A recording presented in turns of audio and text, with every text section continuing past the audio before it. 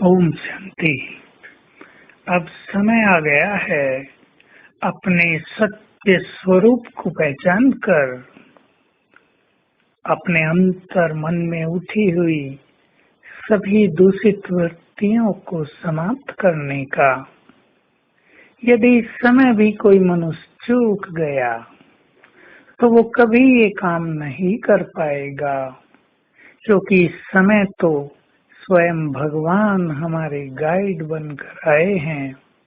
वो हमें कदम कदम पर मार्ग दिखा रहे हैं, हमें शक्तियां भी दे रहे हैं। एक विशेष चीज जो संसार में सभी के अनुभवों में बढ़ती जा रही है और बढ़ती जाएगी कि सभी के अंदर बहुत दूषित वृत्तियां, कामुक वृत्तियां, निगेटिव फीलिंग्स और जन्म जन्म के विकर्मों का इफेक्ट इमर्ज होने लगा है।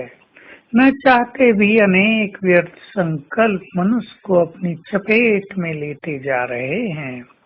बहुत सारी बढ़ती हुई बीमारियां और संबंधों में बढ़ते हुए अननेसेसरी टकराव इस बात के द्योतक हैं कि अब सभी के हिसाब किताब चुकतू करने का समय समीप आ पहुंचा है।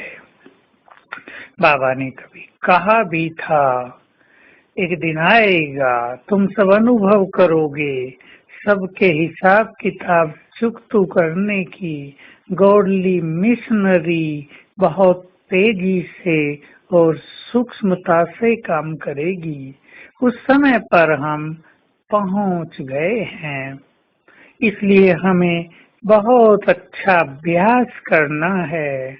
एक ही शब्द हम आपको दे रहे हैं, नो इफेक्ट।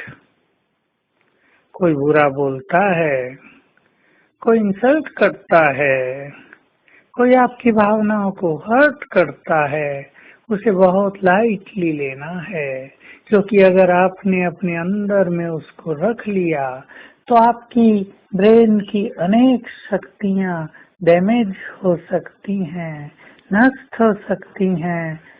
इसका कारण यही है क्योंकि ब्रेन पहले ही सभी का बहुत वीक हो चुका है।